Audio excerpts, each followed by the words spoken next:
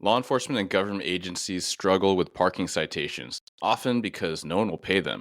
Boots or other devices are costly, and they invite confrontation when implied and later removed by enforcing employees. With Tire Tag, you can avoid many hurdles and ultimately promote public safety and revenue collection. To learn more, visit tiretag.com. This episode is sponsored by Hero Schedule. If your department needs better scheduling software that isn't outdated, clunky, and expensive, Hero Schedule is an easy switch. It's $4 per user per month, and they give you a free 30-day trial. Get started at heroschedule.com and click on Try Hero Schedule. Welcome to Blue Grit Radio, the podcast that explores making better cops for a better community. I'm your host, Eric Tung. I've been an active police officer since 2007. We will dive into the aspects of police culture, health and wellness, leadership, and mindset. You'll hear from experts not only from policing, but all industries as they relate to being our best with purpose, passion, and positivity. Join me as we share stories, lessons, and advice so we can all be better for ourselves, our teams, our families, and our communities. Ladies and gentlemen, welcome back to another episode of Blue Grit Radio. This is your host, Eric. Today I'm joined by Aaron Brown. Aaron Brown's a veteran at the Navy, but he's also doing a lot of critical work in some really big topics, and we're going to get into it. We're going to dive into like culture. We're going to dive into like negativity. We're going to talk about the media. We're going to talk about how all of this affects and is intertwined with police narratives, like PR, public. We talk about the court of public opinion, tech, like the instantaneous nature of everything and what that's creating in our society. But really, I'm super excited because all these topics are very big, but they have a huge trickle down to literally everyone in our society. So before I keep going, Aaron, thanks so much for coming on the show. Eric, thanks for having me. Like I said, just super excited to be here. Love the page, love the content, and especially the mission. I think in today's just crazy media culture, I think anyone who offers a clear window into the law enforcement world, I think it's just extremely valuable. So I'm really glad to be here and appreciate your work. Thank you so much, man. And thank you. And I was trying to remember back how I even found your page, and off the cuff, man, I had it here, and I'm not gonna go down this rabbit hole. But off the cuff, I think that it's one of the things that the algorithm actually like helped us out with, right? So we talk about negativity in social media and the tech age, but we are only doing this because of technology, right? So like finding the silver lining and a lot of positivity. Sometimes you have to really be intentional to that. Here we are talking half a world away. Although your brand and your page is national gratitude, you're in Australia right now. Spoiler alert.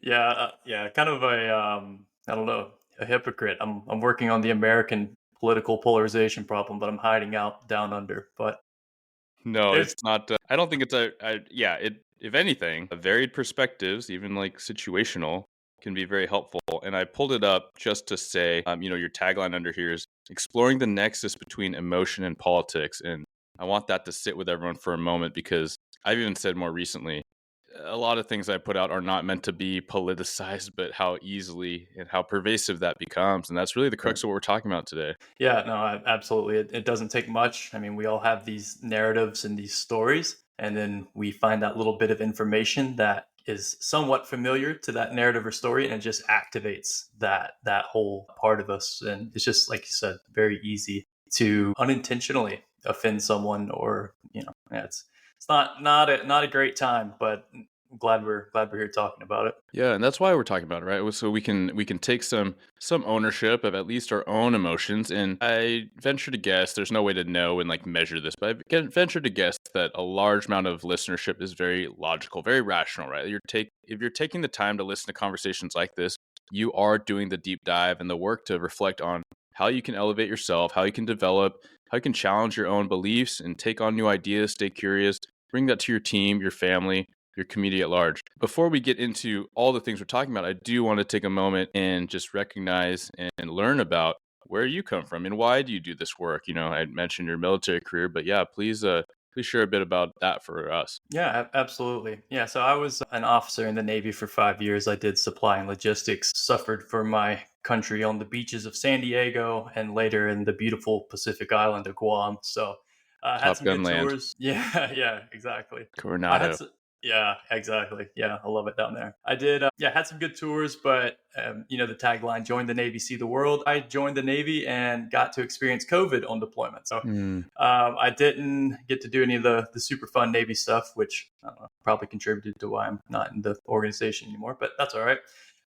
But yeah, I think what triggered me wanting to change and get out, I think it was 2020, which was peak COVID. And I realized that the real issues facing the country were no longer external; they were Mm. internal. I didn't think, our biggest vulnerability as a nation was no longer an outside adversary. It was what information was doing to culture. And 2020 was an election year, and it was extremely contentious. And there was the COVID stuff that was added on top of it. So I was just watching the collective psyche of America just on fire, through the social media lens. And I was like, I think this is the premier problem of the time. I don't think it's anything else. And when you look at, because I'm in Arizona State and I'm studying global security in a graduate program, and it's really cool. But what you're seeing now is it's gratifying for me because the suspicions are turning out to be pretty much true, and that the external adversaries are more powerful because of our internal stuff and our internal vulnerabilities. So it's been fun. I'll say fun, but it's been It's good. okay. Like law enforcement, we also have a weird sense of fun as well. Yeah, So yeah. It's a little bit twisted, I guess, but it's been good to study. But like you said, there's people are waking up to it. Listeners are, like you said, if you're logging in and listening to conversations like these, it's because you care. And I think we dramatically underestimate the amount of people who do care, and everybody is kind of tracking like, yeah, this is a huge issue. But you have to remember we're only, I think it's like 18 years launch of the smartphone from the stance of technological revolutions throughout history. It's pretty new. So we're figuring out all of the can of worms that we've opened. We're figuring those things out now, and we're working on tangible solutions. But that's, to this point, it's been a lot of kind of like awareness campaigns by really smart people. So it's really high level, like bird's eye view. But now it's time for kind of the tactical aspects to come out and give people real tools. So that's pretty much what I'm focused on. yeah, yeah. No, thank you for sharing that. I mean, we can all recognize like how jarring and disorienting, to use a couple maybe like more surface level words, like 2020 was, COVID, the election, Floyd, all these things for not just our first responder community or police community, but like everybody. And so it does make me think about how, how pervasive these narratives were then, now. It's just kind of interesting because even as you talk about, the internal mechanisms and how, you call it infighting or call it this discord, and how it is making us more vulnerable to the outside. Like that only makes sense. And the conversation is not so much that, but what I want people to keep in mind, maybe like the theme as we discuss all these things is, yeah, we can recognize this, and then we can better understand it, some of these powers at play, so that hopefully we can reflect and take some own agency and highlight our own agency on like how we're going to navigate that. Because just like that, just like the foreign domestic comparison or maybe discussion, because I want people to take that allegory for themselves. Ultimately, like there's so much negativity out there, but what can we do in our own interpersonal sense to help us better stay resilient and adaptable through that? Yeah, no, I think that's a great call to action. I think it's good. What was the crux of starting National Gratitude? And please like talk about the name and where that comes from. Yeah, sure. So again, like I said in the Instagram bio, like you read, it's the nexus, the connecting point of emotions and politics. And I think that's really at the root of the problem. We're these emotional creatures, and we have this really newfound access to information. And it's stirring up a lot of I don't know, less than healthy habits. But it's also in that process where it's, what's the saying? Today's problems are tomorrow's solutions. So we have these new problems, and there's new solutions coming out. And National Gratitude, the name came from uh, when I was reading, who was it, about Brene Brown. She does a lot of work on shame and gratitude, and I realized that she was describing it as these gratitude is this kind of blanket, not a blanket solution, but it's just this, it just covers a lot of ground emotionally. So I realized that nationally we could probably do a little bit better to find some middle ground in our super polarized ideas about what life is and what it should be. And yeah, I think getting to that middle place I think it's extremely important, but it's quite difficult to get to. But Yeah. it's been running for a year or so, a year and some change, and the growth has been good, and people are resonating. And I know that I'm in the sweet spot because I'm seeing people from both ends of the political spectrum being like, "Yeah," I'm like, "All right, cool." So it's like, That's more of what we need. I think that yeah. that says it right there. I feel like a lot of people think that they're pretty moderate. And I say this, I've said this type of line before, right? Like I think I'm just right of center, and I think my wife is just a bit left of center. I think that that's why we have a lot of friends that are very left leaning and very right leaning. Hmm. And I work with a lot of really right leaning folks, like in an industry that's very right leaning. So I recognize all that.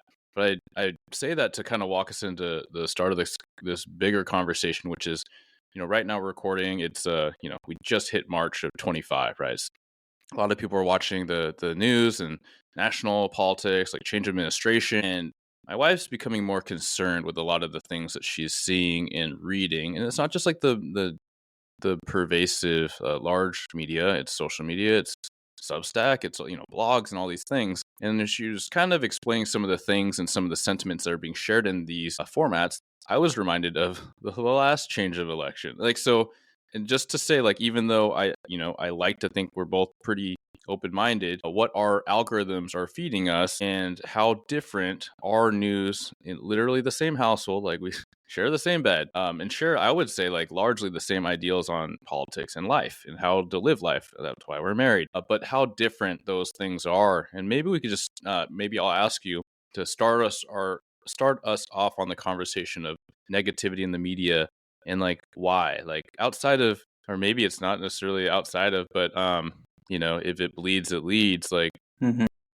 where would you like to start us with that? Yeah, no, it's the best way you can do it is just, I visualize it as just taking a cross section of society, and you just study it as a system. A good place to start here would be, I think a good lead in and a way to conceptualize the problem is looking at it through the lens of this past month or so with the increase in, or perceived increase in, plane crashes. Have you noticed that in the media and the news? Like starting with the DC plane crash that was really terrible and really tragic into the Potomac River, and then a few days later there was a medical evac flight that crashed in Philadelphia, and then not too long ago, maybe a week or so ago, there was a crash in Toronto where the plane flipped over on the runway. No, I did not hear about that, but I'll inject that my wife was picking up more of this than I Hmm. was. Yeah. What happens when you get something that's frequently reported in a short amount of time? People mistake the frequency for it being reported with its probability of occurring in everyday life.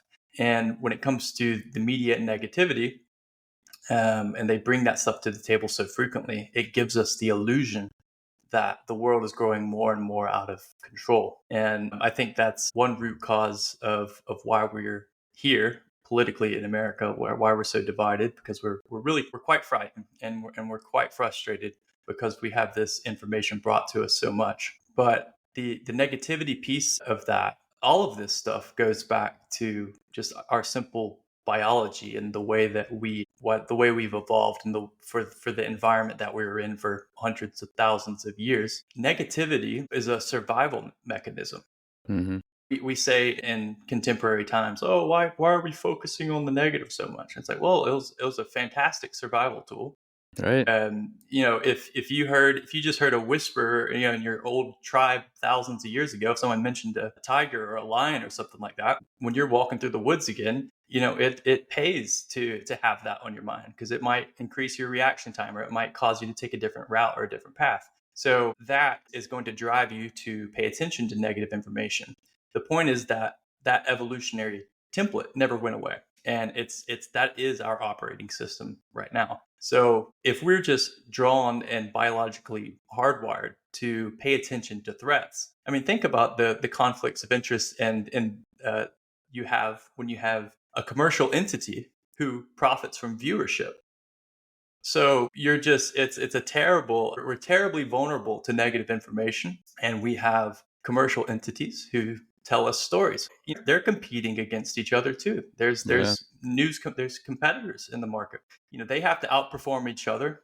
That used to be a little bit better before we had social media, and you had the barrier of entry into journalism was much higher because there are physical costs. There was Hmm. studios, there was newspapers, there were buying the offices. But now you've gone digital, the space is flooded, and you have people competing for your eyeballs like never before. Hmm. So that more and more is what drives content producers. I call them content producers, but news outlets, Yeah. drives them more and more to say, how can we innovate our headlines and our stories to cut through this mess and to reach our viewers? And of course, it's going to be negativity. It's going to be the craziest story. It's going to be it's going to be visceral imagery. It's going to be things that frighten us and scare us, because that's what's going to get us to click. And also it's going to get us to comment and share, because we want to ring the alarm bells. We're hardwired for that too, because it makes us safer. I need to tell so and so. I need to tell the world about this. Partly because we're good people or whatever, but also safety in numbers. I don't want to be alone knowing this knowledge, and I want to generate a sense of safety by talking about it. So you have all of those dynamics playing out in a single tiny device that you use every single day, and it's also the place that you interact with your friends and family on. Yeah. So it's an extremely potent information landscape that we have. It's just condensed right there, and it's just pumping messages out to us 24/7. But yeah, the perceived negativity, the perceived sense of chaos, and just thinking, oh my gosh, the world is on fire. Of course, the world in various places and at the locale, it is on fire in these various instances. But reality on the whole is quite mundane. So you just have to take it in perspective, keep it in perspective. Yeah. Yeah, you've outlined a lot of things so well and concisely and like fluidly. Like they all blend together. And a couple things that stand out are, the news. It's everyone can manufacture news now, right? Like I'm not a journalist, but I can clip things and I can reshare them, right? And then there's influencers and content creators, right? And so even the people that are out there essentially freelancing, like, and I'm not saying they're not credible, but there's a low barrier of entry, an extremely low, like an almost nothing barrier of entry to be like, hey, here's what I'm saying, whether I am credible or not, right? So that's what comes to mind in one aspect. And the next, right, like if you're talking about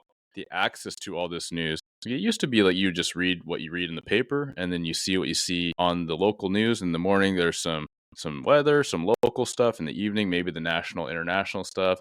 And that's just what you get, right? But now you can find all the tragedy wherever, right? Like to the neighborhood down the street, to the 40 minutes away, to what's going on in every single part of the world at all times, which is, I wonder how much of that is in the scope of what you are studying and sharing about, which is essentially like we're not designed to even absorb or comprehend this magnitude and volume of bad stuff. Yeah, no, absolutely, 100%. I saw a meme earlier. I was actually quite jealous of it because it was so eloquently put. I'm probably going to botch it right here, but it was basically saying we used to spend all of our time with our physical environment, where it's just what is around us, and that's how we interacted with the world, the Mm. rocks, the trees, the human in front of us. Now we spend almost all of our time somewhere else in a digital space, trying to experience through content something happening in a different physical location from ourselves. Mm. And what does that do to your psychology? But yeah, it's quite crazy.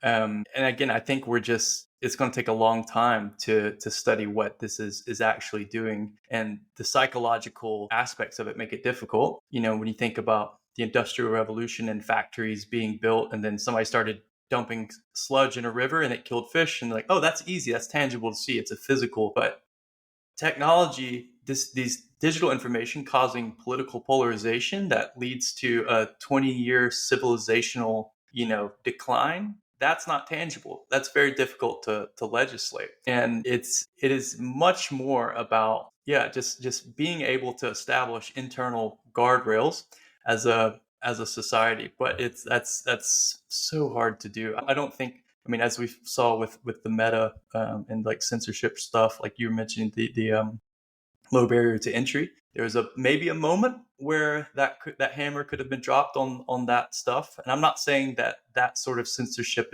doesn't come with its own set of problems, Right, right. But it seems as though the moment is gone for the time being. So now it's up to citizens to have to do it themselves, because it's not going to come from the government anymore, and it's not going to come from the tech elites anymore. Mm. I don't think it will, but there is some globally. There's been good leadership. Australia was the first to ban for under 16. I think it was a social. Yeah, it was a social media ban for under 16. And then Denmark recently cut out phone use in schools. So Yeah, I I think you think just posted that, right?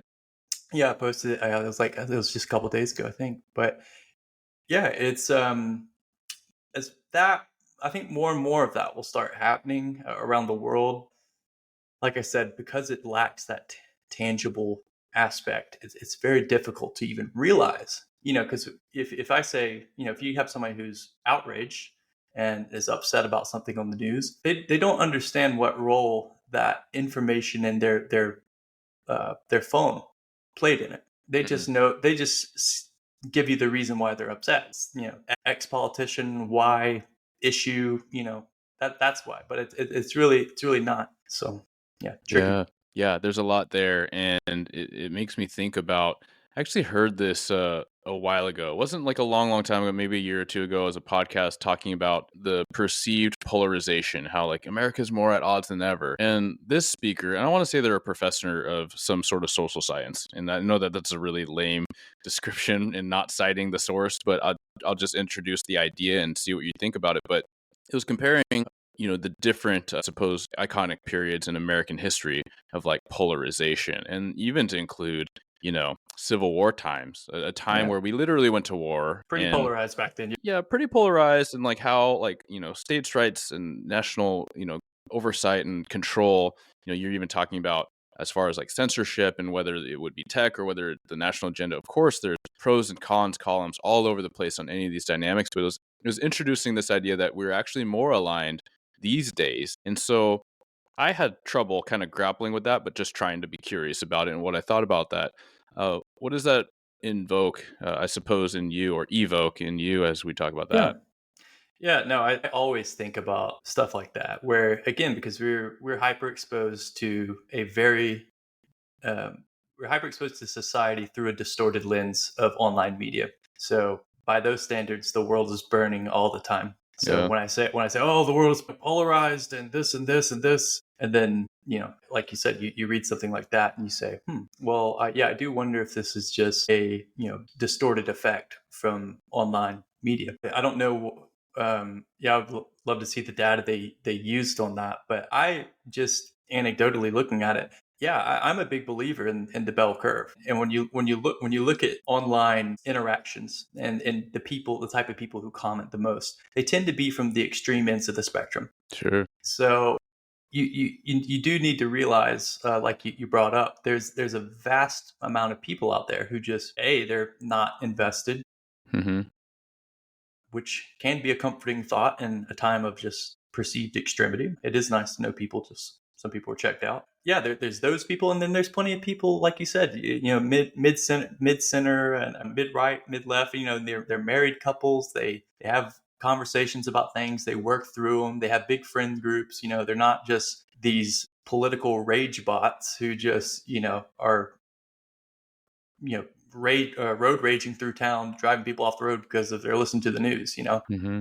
Yeah, I do think the cynicism, which can be derived from attacking these types of problems, can be quite dangerous. And I know that you know this too, because all of the problems facing law enforcement, I think that cynicism and just being done with the world, that's probably a very real thing. So you have to have those reflective moments where it's like, the world isn't always like this. Yeah. But yeah, I think the data for polarization, I know Congress has been getting a little further and further apart on and like voting along partisan lines more frequently. So I Sure. think ultimately it's still there. Yeah, our country, we have a tumultuous history, a tumultuous past, and yeah, it. Almost gives me. I mean, it does give me a sense of comfort because these we've been through tough stuff, and this is just another era and another time to get over the hump. Yeah. No, I love that, and even a nod back to national gratitude as a concept, and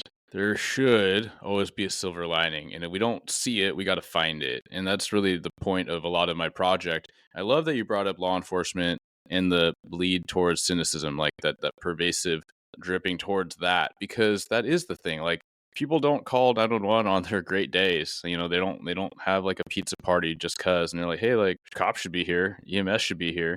Right? And so it becomes a lot of what you're talking about in the news cycle, and that becomes the overwhelming perception of this is what is happening all the time, and this is how people feel about me all the time, because every time I show up somewhere, everyone's brows are furrowed, they're not smiling. Yeah, I cannot imagine. I really don't know how you guys do it. Like you said, just even if you take the media stuff out of the picture, I mean, what every day looks like for you. You want to talk about a distorted reality. You are a part of events that are very uncommon in the life of just a single person, Yeah, but because you're being drawn on by thousands of single individuals, you're experiencing and seeing I mean, it's just like a dense espresso of just chaos, you know? yeah. Yeah, sorry, it's morning here. I'm thinking I about my like my coffee. I love my espresso, but it's an acquired taste, right? That's a Yeah, lot for some people just to have a shot of that. yeah, no, like I said, I can't imagine. But yeah, you guys are on the flip side of that. Like I remember early 2010s and even like you said, leading up to 2020 and the Floyd stuff. Having that, I had a really tangible sense of just how fast the public mind was just completely eroding beneath these a lot of these news narratives. And I think it was when you first reached out. I started thinking again as a law enforcement officer. I know what this is doing to the public, but what's it doing to law enforcement? And I can imagine it affected greatly, maybe retention, but definitely recruitment. I Yeah. imagine has Oh, it's that for been sure. yeah, and it's the like whereas the public sees it's like the plane crashes and they see these hyper reported events and they think it's just extremely common. It's happening all the time, and they're coming to those same conclusions about police officers when they're whoever somebody goes crazy or somebody makes a big mistake. They see those stories plucked by the news cycle and put out there frequently whenever they can happen or whenever they have access to it. And then they start thinking, yeah, this is happening all the time. And then but you guys are seeing the backlash of it. You guys are seeing that story going to the news and you're seeing all the comments and you're seeing all the shares Hmm. and you're reading comment section and news commentary for news entities who need to stir the pot to make money. And you guys are seeing that. Yeah, I mean, I'm really curious, culturally and internally, and I know it varies probably by department and just where you're at in the states, but how do you? I mean, is there a conversation being had about the over reporting stuff? And I don't just mean in the sense that let's just band together and be mad at the world together, but like from a bias standpoint, like the availability bias, where we tend to recall the information that's most readily available to us. Well, if we Hmm. do that every time, it's just going to be whatever the news is serving us on in our news feed. Are there conversations about distorted perspectives in law enforcement, just at whether it's in a training program or at the water cooler level? Yeah, there are, and it gets sticky really fast though. And what I mean by that is like, if we take a step back and, the notion that most people don't want to abolish the police and most people recognize like the police are necessary for public safety and upholding government infrastructure. Like most cops get it, but even then it doesn't mean that it's not the negativity doesn't swirl, right? And so we can recognize that I mean, for years, I came in almost 18 years ago in the police academy. They were talking about living outside the blue world, specifically so that you can curb against the jadedness and that cynicism, right? Conversations such as, hey, you have non-cop friends, keep them.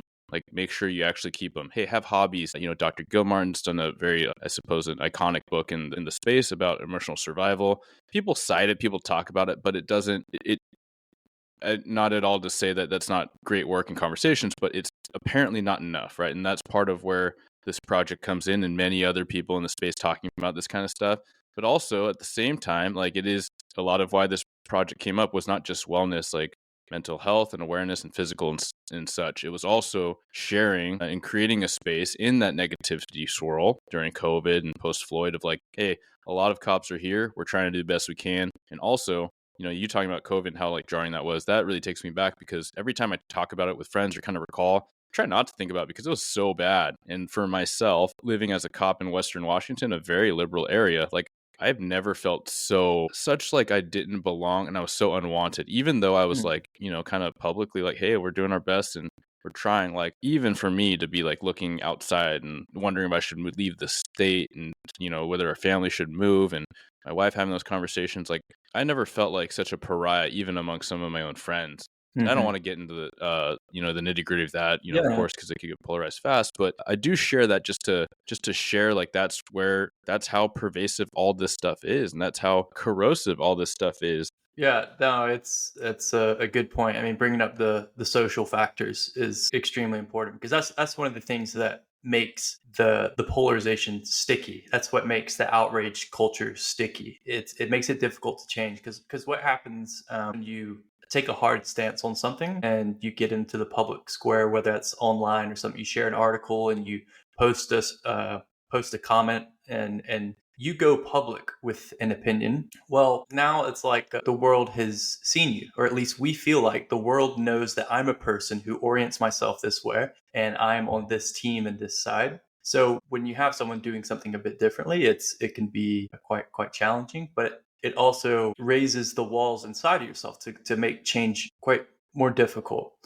And yeah, like you said, being seen as for whatever reason, it's just being seen as the pariah or whatever. It's yeah, differing opinions. I think the stakes of being wrong, the perceived stakes of being wrong about something, any issue, has gotten way out of hand. It's almost existential to people now. I mean, it's like we're humans. We're so dumb. It's like being wrong is just like that. You do that 10 times a day, Yeah. and we're pretending to know these things about subjects that people spend 8 and 10 years in universities studying. And like, dude, you work a 40-hour week in a completely different industry. It's like you don't need to feel so passionate about this. It's okay to not know. So yeah, absolutely. I just think it's gotten quite heightened. But yeah, COVID certainly highlighted that. And yeah, I'm very interested in the social costs of Hmm. independence, the social costs of keeping you're cool in polarized cultures too, because that can be quite offensive in and of its own, you know. Yeah. Yeah. What you just said, and it reminds me of some other pieces you shared. Going back to the polarized comments, how the most comments seem to come from the angriest people, and not only that, it builds upon itself, right? So if I go like hard, and I don't mean polar left and right or political, but like if I go like way this direction, then the next person that responds feels like they might be kind of more in the middle, but they're going to go far the opposite extreme to try to counterbalance me, right? And those are the comments that get liked, and it creates Yeah. another like kind of microcosm, and then those get pinned by the author, in the Oh social yeah. media example. Yeah. Yeah. Yeah. Absolutely. No, that's a huge issue. I mean, social media itself was gamified. It was, I mean, people who designed casino video games were working on social media software. Yeah. So yeah, you've the dopamine experience when you comment and you have people liking and taking your side, it's tangible. It's that's just like a this cocktail of just neurochemical pleasure, you Hmm. know. And all of that's evolutionary too. We love to feel protected and validated. We love it when members of our tribe uphold us. We feel quite safe. So sometimes, and this is where a lot of my work is leading me, is we're having discussions about politics for reasons that have nothing to do with politics. We want to be seen, heard, and felt, and we're angry about things that have nothing to do with politics. We're angry because we don't know how to live our lives. We're Mm. angry because we have emotional baggage that we haven't dealt with. And then you go online and you just spew it out on there. And then you get some likes and comments, and you perceive yourself to feel better. It makes it, just numbs it. But yeah, it is quite a bit of just gaming the comments, and then like you said, it gets plucked out by the author because that's going to be the comment that gets read by everyone, that either validates the author or just continues to invite content engagement, Yeah, because enraging that's is the goal.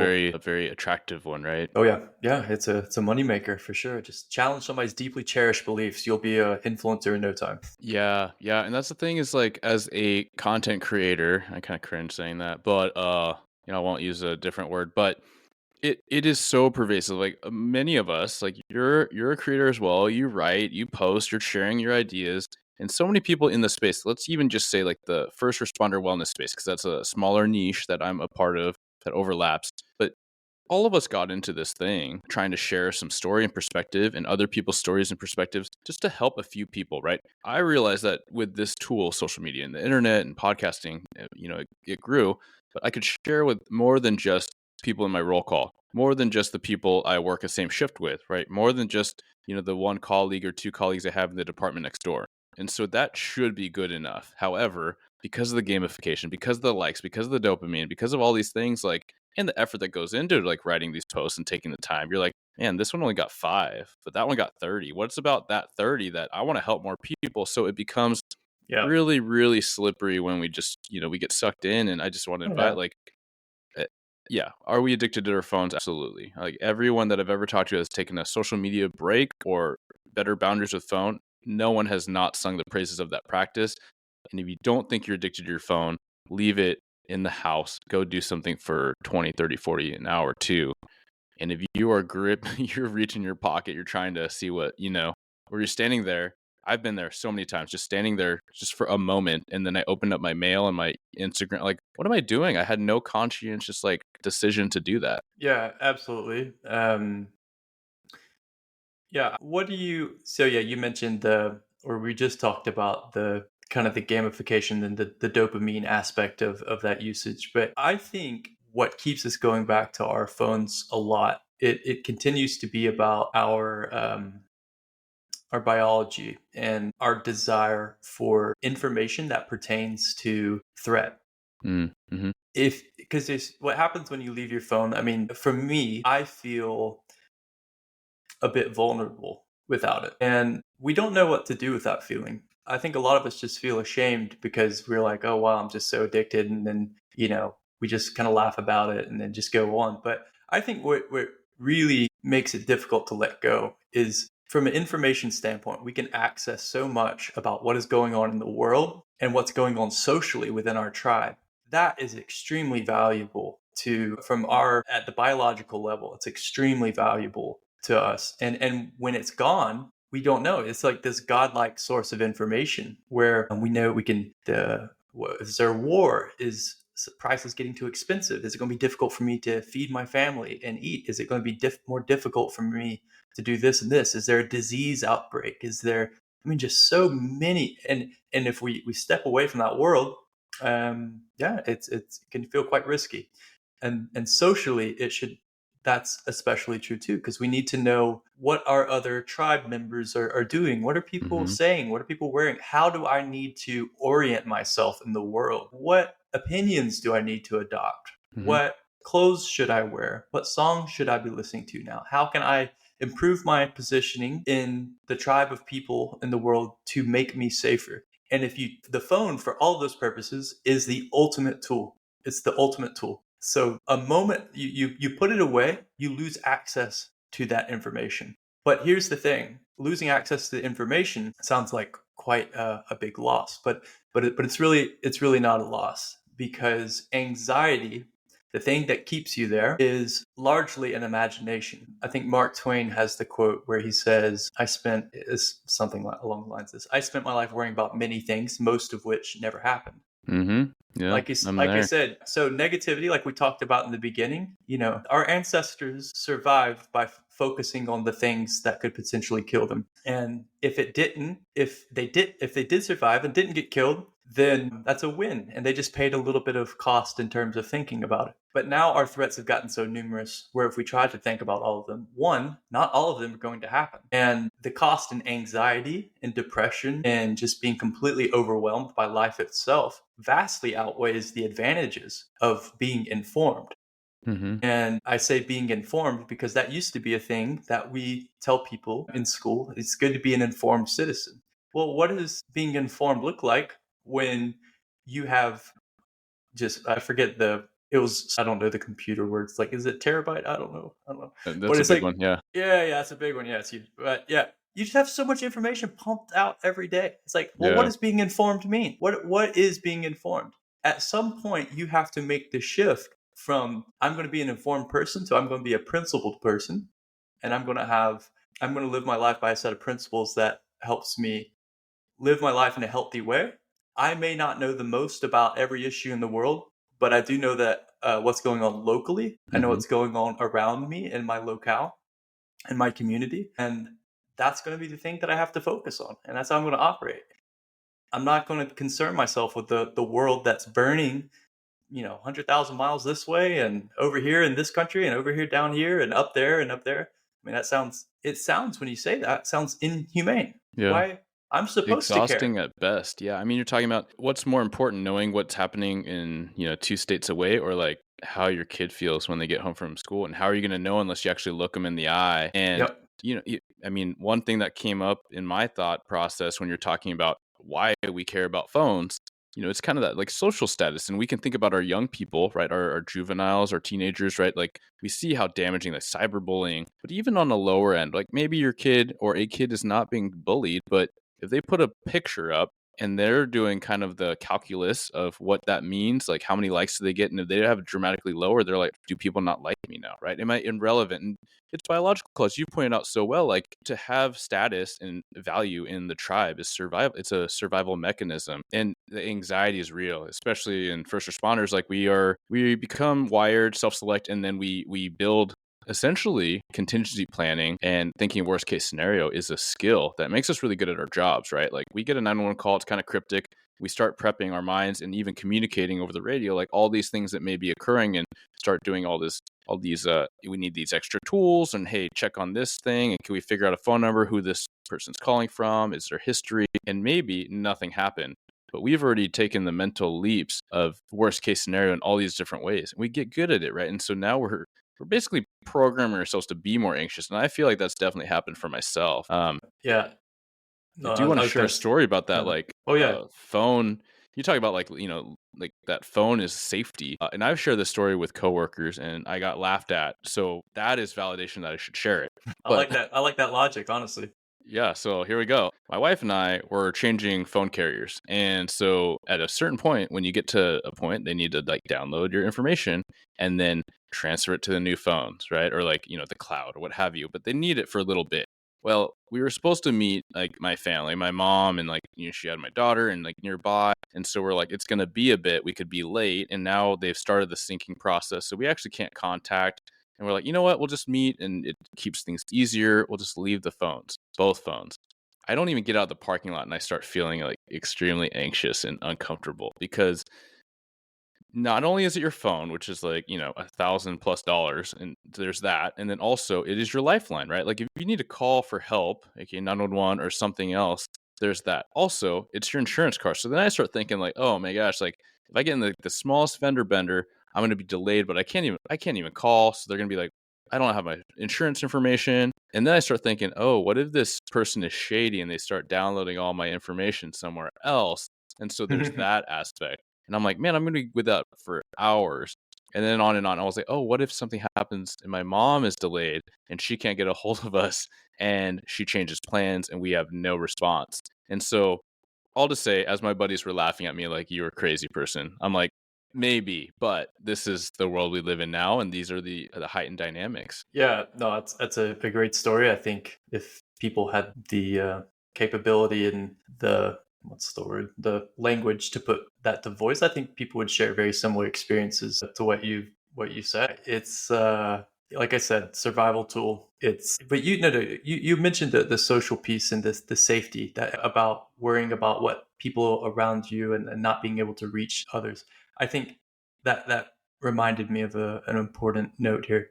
I've had similar experiences where if my phone's away, I think about people trying to contact me, and I realize that the anxiety is what if I'm misunderstood because I don't respond to them in time? What if I make someone angry or sad because I don't respond to them in time? And that kind of speaks to this problem of just like being always in reach and what that does to us. We never have time. We never have time when we're truly alone. We always feel as if we are in a group in some ways because we know Hmm. at any time we can be messaged and because of that reality, because we know we can be messaged, we feel the duty and obligation to have the phone with us. And we would feel like maybe bad partners or bad people or bad friends if we just didn't pick it up and be hyper responsive. Yeah. I know that changes based off of the person, but when you talk about the cumulative factors that degrade us, that make us weary, that make us anxious, that make us tired, and then irritable, so that we're quite vulnerable to problems that we could tackle at full strength. That's definitely one of them. And I think we have a really big rest problem, Hmm. and we don't know how to unplug, because one, like the stuff we mentioned, but also just like the precedent that's been set. So the precedent is 24/7 access to me, Yeah. and I don't think it's healthy at all. Yeah, think about work-life balance outside of, I mean, it's across industries, right? So like cops are like, they have a work phone, maybe they're on call, and that's a different dynamic, but just general civilians and private sector or startup life, like you're on Slack, it's not just your email, like it's like all these apps and all this accessibility. And so like, yeah, when do you have the time to just be and just be with yourself? And then, and how uncomfortable do you feel when you are actually there? Yeah. Well, and that's the thing. There's not an easy way to get through the change and to do that. It's change itself is difficult, and it's hard. I think, yeah, like I said, because this problem is it's not super tangible, it's difficult to gauge its impact on your life. It's very much I don't know, it takes a long time to erode us and to basically alter the course of our life. But if you realize it now, and if you have the ability to realize it, I just want to encourage you, and then encourage everyone listening, to do the due diligence to follow through on change. It's not going to be comfortable. It's going to feel unsafe. It's like you said, it's you're going to feel vulnerable doing it.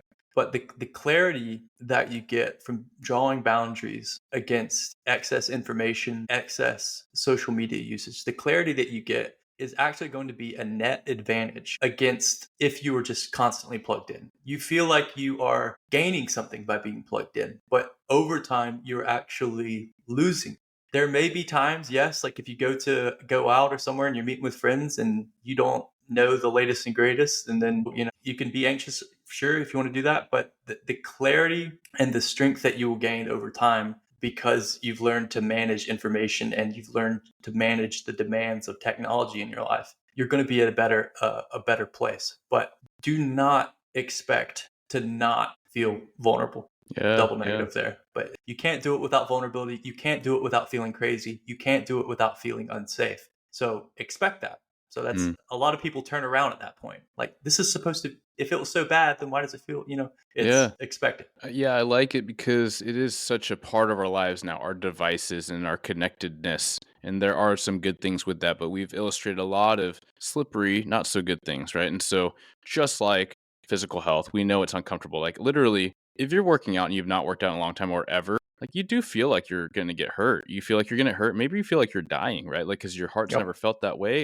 Yep. And that's kind of the point, right? Is to get worse before it gets better. And then you start enjoying it. You see the results, right? Dieting is terrible, right? Like you go from the hyper palatable foods to like this tastes like Yep. garbage and kind of Yep. like nothing. It's not fun. Yep. It's bitter, but then you get used to it. And so just like that, and myself included, like I'm on my things all the time, like creating, writing, and my wife makes fun of me. She has for years, even before all this content, because if we'd be driving along and I'd be curious, I'd be, hey, I wonder what that one thing is. I'm like, can you look that up for me? She's like, no. I'm like, well, I'm driving. Can you do that? She's like, no, because isn't it nice just to not know? And I appreciate it more. I say the Yeah. same thing. Yeah, I appreciate it more now because I still grapple with that. I'm like, look it up, please. I'm driving. Like, this is the deal when I'm driving.